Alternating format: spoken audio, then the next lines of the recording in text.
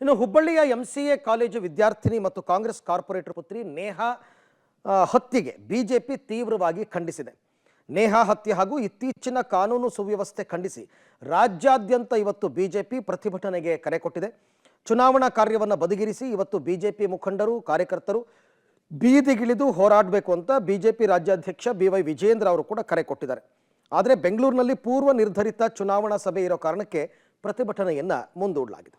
ನೇಹಾ ಹತ್ಯೆ ಖಂಡಿಸಿ ಬಿಜೆಪಿಯವರು ರಾಜ್ಯಾದ್ಯಂತ ಹೋರಾಟಕ್ಕೆ ಕರೆ ಕೊಟ್ಟಿದ್ದಾರೆ. ಬಿಜೆಪಿ ರಾಷ್ಟ್ರಾಧ್ಯಕ್ಷ JP ನಡ್ಡಾ ಅವರು ಕೂಡ ನೇಹಾ ಅವರ ಮನೆಗೆ ಭೇಟಿ ಕೊಟ್ಟು ಕುಟುಂಬಸ್ಥರಿಗೆ ಸಾಂತ್ವನ ಹೇಳಿದರು. ಅದಾದ ನಂತರ ರಾಜ್ಯಾದ್ಯಂತ ದೊಡ್ಡ ಮಟ್ಟದ ಹೋರಾಟವನ್ನು ರೂಪಿಸಲಾಗ್ತಾ ಇದೆ ಬಿಜೆಪಿ ವತಿಯಿಂದ.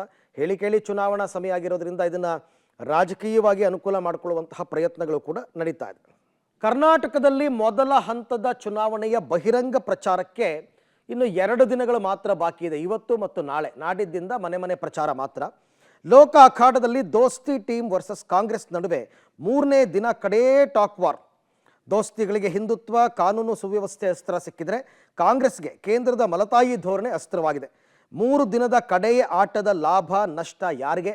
ಆಡಳಿತ ವಿಪಕ್ಷಗಳ ಬತ್ತಳಿಕೆಯಲ್ಲಿ ಇರತಕ್ಕಂಥ ಅಸ್ತ್ರಗಳೇನು? ಇದೆಲ್ಲವನ್ನ ಕೂಡ ನಾವೀಗ ಒಂದೊಂದಾಗಿ ನೋಡ್ತಾ ಹೋಗೋಣ. ಕಾಂಗ್ರೆಸ್ಗೆ ಇರತಕ್ಕಂಥ ಅಸ್ತ್ರ ಏನು? ಕೇಂದ್ರ ಸರ್ಕಾರ ಬರ ಪರಿಹಾರ ಕೇಂದ್ರ ರಿಲೀಸ್ ಮಾಡದ ಆರೋಪ. ಅಂದರೆ ಬರ ಪರಿಹಾರ ಕೊಡಲಿಲ್ಲ, ನಮ್ಮ GST ಹಣ ಸರಿಯಾಗಿ ಬರ್ತಾ ಇಲ್ಲ, ಈ ಆರೋಪಗಳನ್ನ ಕಾಂಗ್ರೆಸ್ನವರು ಮಾಡ್ತಾ ಇದ್ದಾರೆ. ತೆರಿಗೆಯನ್ನು ಜಾಸ್ತಿ ಕಟ್ಟುವ ಕರ್ನಾಟಕಕ್ಕೆ ಮಲತಾಯಿ ಧೋರಣೆ ಆರೋಪವನ್ನು ಹೇಳ್ತಾ ಇದ್ದಾರೆ. ಬಟ್ ಈಗಾಗಲೇ BJP ನಾಯಕರು, ಹಣಕಾಸು ಸಚಿವೆ ನಿರ್ಮಲಾ ಸೀತಾರಾಮನ್ ಎಲ್ಲರೂ ಕೂಡ ನಾವು ಕೊಡಬೇಕಾದ ದುಡ್ಡನ್ನು ಕೊಟ್ಟಿದ್ದೀವಿ ಅಂತ ಹೇಳಿದ್ದಾರೆ. ಹಣಕಾಸು ಆಯೋಗ ಶಿಫಾರಸು ಮಾಡಿದ ವಿಶೇಷ ಅನುದಾನವನ್ನು ಕೊಟ್ಟಿಲ್ಲ.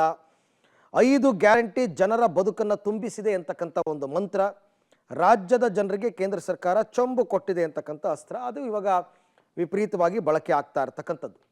ಇವ್ರಿಗೆ ಅಸ್ತ್ರಗಳಿದ್ದರೆ ಇನ್ನು ಮೈತ್ರಿಗಳಿಗಿರಲ್ವಾ? ಅವ್ರಿಗೂ ಇದ್ದೇ ಇರುತ್ತೆ. ಅದು ಏನು ಅಂತಕ್ಕಂಥದ್ದನ್ನು ನೋಡ್ತಾ ಹೋಗೋಣ. ಹುಬ್ಬಳ್ಳಿ ವಿದ್ಯಾರ್ಥಿನಿ ನೇಹಾ ಹತ್ಯೆ ಕೇಸ್ ಇವಾಗ ಒಂದು ಸಿಕ್ಬಿಟ್ಟಿದೆ ಅವರಿಗೆ, ಅಲ್ಪಸಂಖ್ಯಾತರು ಮಾಡಿರ್ತಕ್ಕಂಥ ಘಟನೆ ಅಂತಂದ್ಬಿಟ್ಟು. ಆಮೇಲೆ ಗದಗದಲ್ಲಿ ಒಂದೇ ಕುಟುಂಬದ 4 ಕೊಲೆ ಕೇಸ್. ರಾಜ್ಯದಲ್ಲಿ ಕಾನೂನು ಸುವ್ಯವಸ್ಥೆ ಹಾಳಾಗಿದೆ ಅನ್ನೋದಕ್ಕೆ ಇದು ಇನ್ನೊಂದು ನಿದರ್ಶನ. ಕರ್ನಾಟಕದಲ್ಲಿ ಕಾನೂನು ಸುವ್ಯವಸ್ಥೆ ಹಾಳಾಗಿದೆ. ಹನುಮಾನ್ ಚಾಲೀಸ್ ಹಾಕಿದ್ರೆ ಮುಸ್ಲಿಮರಿಂದ ಹಲ್ಲೆ ಮಾಡ್ತಾರೆ ಅಂತಕ್ಕಂಥ ಆರೋಪ ಬೆಂಗಳೂರಲ್ಲಿ ನಡೆದಿತ್ತು, ಚಿಕ್ಕಪೇಟೆನಲ್ಲಿ.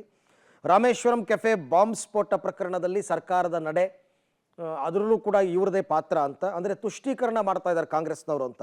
ಜೈ ಶ್ರೀರಾಮ್ ಅಂತ ಘೋಷಣೆ ಕೂಗಿದವರ ಮೇಲೆ ಹಲ್ಲೆ MS ಪಾಳ್ಯದಲ್ಲಿ ನಡೆದಿತ್ತು. ಕರ್ನಾಟಕದಲ್ಲಿ ಹಿಂದೂಗಳಿಗೆ ರಕ್ಷಣೆ ಇಲ್ಲ ಅಂತ ಇವರ ಆರೋಪ. ಗ್ಯಾರಂಟಿ ಹೆಸರಿನಲ್ಲಿ ರಾಜ್ಯದಲ್ಲಿ ಅಭಿವೃದ್ಧಿನೇ ಆಗ್ತಾ ಇಲ್ಲ. ಎಲ್ಲ ದುಡ್ಡು ಗ್ಯಾರಂಟಿ ಯೋಜನೆಗೆ ಹೋಗ್ತಾ ಇದೆ, ಒಂದು ರೋಡ್ ಕೂಡ ಮಾಡೋಕ್ಕಾಗ್ತಾ ಇಲ್ಲ ಇವ್ರ ಕೈಲಿ. ಕಾಂಗ್ರೆಸ್ ಕೊಟ್ಟಿದ್ದ ಚೊಂಬು, ಮೋದಿಯ ಅಕ್ಷಯ ಪಾತ್ರೆ ಅಂತಕ್ಕಂಥ ಅಸ್ತ್ರ, ಇದೆಲ್ಲವನ್ನು ಬಳಸಿ ಇವರು ಜನರನ್ನು ಗೆಲ್ಲೋದಕ್ಕೆ ಅಂತ ಹೊರಟಿದ್ದಾರೆ. ಅಲ್ಟಿಮೇಟ್ಲಿ ಜನ ಈಗಾಗಲೇ ತೀರ್ಮಾನ ಮಾಡಿಬಿಟ್ಟಿದ್ದಾರೆ ಯಾರು ವೋಟ್ ಹಾಕಬೇಕು ಅಂತ. ಅದರ ಪ್ರಕಾರ ಅವರು ವೋಟ್ ಹಾಕ್ತಾರೆ. ಗೆಲುವು ಮೈತ್ರಿ ಪಕ್ಷಗಳಿಗ ಅಥವಾ ಕಾಂಗ್ರೆಸ್ಗ ಅಂತಕ್ಕಂಥದ್ದು ಜೂನ್ 4ನೇ ತಾರೀಕು ಗೊತ್ತಾಗುತ್ತೆ.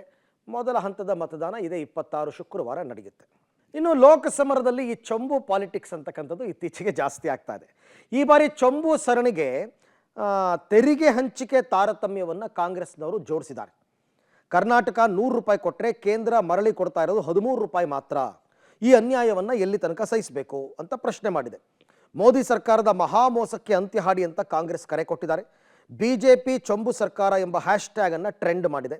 ರಾಜ್ಯಕ್ಕೆ ಮೋದಿ ಅಕ್ಷಯ ಪಾತ್ರೆ ಕೊಟ್ಟಿದ್ದಾರೆ ಎಂದಿದ್ದ ದೇವೇಗೌಡರ ವಿರುದ್ಧ CM ಹರಿಹಾಯ್ದಿದ್ದಾರೆ. ಮೋದಿಯನ್ನು ಹೊಗಳಿದ್ದಕ್ಕೂ CM ಗರಂ ಆಗಿದ್ದಾರೆ. ಶಿಡ್ಲಘಟ್ಟ ರೋಡ್ನಲ್ಲಿ CM ಸಿದ್ದರಾಮಯ್ಯ ಚೊಂಬು ಪ್ರದರ್ಶನ ಮಾಡಿ ಅಬ್ಬರಿಸಿದ್ದಾರೆ. ಕಾಂಗ್ರೆಸ್ ಪಕ್ಷದ ಚೊಂಬು ರಾಜಕೀಯಕ್ಕೆ BJP JDS ನಾಯಕರೆಲ್ಲ ಸಿಟ್ಟಾಗಿದ್ದಾರೆ. ಕುಮಾರಸ್ವಾಮಿ, ಅಶೋಕ್, ವಿಜಯೇಂದ್ರ, ಬೊಮ್ಮಾಯಿ ಸೇರಿ ಹಲವರು ವಾಗ್ದಾಳಿಯನ್ನು ನಡೆಸಿದ್ದಾರೆ. ಕರ್ನಾಟಕದ ಮುಖ್ಯಮಂತ್ರಿ ಸಿದ್ದರಾಮಯ್ಯ, ಉಪಮುಖ್ಯಮಂತ್ರಿ DK ಶಿವಕುಮಾರ್ ಈ ರಾಷ್ಟ್ರದ ಸಂಪತ್ತು ಲೂಟಿ ಮಾಡಿ ನರೇಂದ್ರ ಮೋದಿ ಅವರಿಗೆ 2014ರಲ್ಲಿ ಬರಿ ಚೆಂಬನ್ನ ಕೊಡ್ತಾರೆ. 10 ವರ್ಷ ಈ ದೇಶವನ್ನ ಆಳಿ ಅದನ್ನ ಅಕ್ಷಯ ಪಾತ್ರೆಯನ್ನಾಗಿ ಮಾಡಿ ಈ ದೇಶದ ಬಡವರು, ಹರಿಜನರು, ಗಿರಿಜನರು, ಹಿಂದುಳಿದ ವರ್ಗದವರು ಮೇಲೆ ಎತ್ತುವ ಕೆಲಸವನ್ನ ಮಾಡದಂತ ಮಹಾನ್ ಭಾವ ಇಲ್ಲಿ ಕೂತಿದ್ದಾರೆ. ನರೇಂದ್ರ ಮೋದಿ ಅವ್ರ ಬಗ್ಗೆ ಹೇಳುವ ಕ್ಷುಲ್ಲಕ ರಾಜಕಾರಣ ನಾಚಿಕೆ. ದೇವೇಗೌಡರು ಹೇಳ್ತಕ್ಕಂಥದ್ದು ಸುಳ್ಳು. ಅಕ್ಷಯ ಪಾತ್ರೆ ಮಾಡಿದ್ದಾರೆ ಅಂತೇಳಿ ಸುಳ್ಳು ಹೇಳಿದ್ದಾರೆ. ದೇವೇಗೌಡ್ರೆ ಅಕ್ಷಯ ಪಾತ್ರೆ ಕೊಟ್ಟಿದ್ರೆ 2013-14ರಲ್ಲಿ ಈ ದೇಶದ ಮೇಲಿದ್ದಂತ ಸಾಲ 53,11,000 ಕೋಟಿ ರೂಪಾಯಿ. ಇವತ್ತು 187 ಲಕ್ಷ ಕೋಟಿ. ಇದನ್ನ ಅಕ್ಷಯ ಪಾತ್ರೆ ಅಂತ ಕರಿಬೇಕಾ, ಖಾಲಿ ಚೆಂಬು ಅಂತ ಕರಿಬೇಕು? ದೇವೇಗೌಡ್ರೆ, ನೀವು ಮಾಜಿ ಪ್ರಧಾನಮಂತ್ರಿ ಆಗಿದ್ದವರು, ಇಷ್ಟೊಂದು ಸುಳ್ಳುಗಳನ್ನ ಹೇಳಿ ನರೇಂದ್ರ ಮೋದಿ ಅವರಿಗೆ ಹೊಗಳಬಾರದಾಗಿತ್ತು.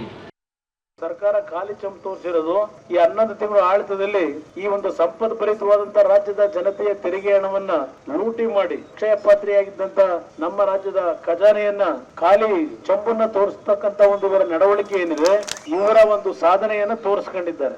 ಹೇಳಪ್ಪ, ಅಕ್ಷಯ ಪಾತ್ರೆ ಸರಿ ಅಲ್ಲ ರೀ, ಅವರೇ ಭಾಷಣ ಮಾಡೋರಲ್ಲಪ್ಪ ದೇವೇಗೌಡರು, ಕುಮಾರಸ್ವಾಮಿನೇ. ಕರ್ನಾಟಕ ರಾಜ್ಯಕ್ಕೆ ಅನ್ಯಾಯ ಮಾಡಿದಿರಿ, ನೀವು ಬರಗಾಲಕ್ಕೆ ದುಡ್ಡು ಕೊಡ್ಲಿಲ್ಲ, ನರೇಗಾ ದುಡ್ಡು ಕೊಡ್ಲಿಲ್ಲ, ಪ್ರೈಮ್ ಮಿನಿಸ್ಟರ್ ಇವ್ರನ್ನ ಬಾಯಿ ಬಂದಂಗೆ ಇವ್ರು ಬೈದವ್ರೆ, ಮಂಡ್ಯದಲ್ಲಿ ಬೈದವ್ರೆ. ಈಗ ಬಹಳ ತಪ್ಪ, ಯಾಕೆಂದ್ರೆ DK ಶಿವಕುಮಾರ್ ಮುಂದೆ ಸಿದ್ದರಾಮಯ್ಯ ಸರ್ಕಾರದ ಕೆಲಸದ ಮುಂದೆ ನಾವು ಗಾಳಿಗೆ ತೂರು ಹೋಯ್ತೀವಿ ಅನ್ನೋ ದೃಷ್ಟಿಯಿಂದ ಇವತ್ತು ಒಂದಾಗವ್ರೆ.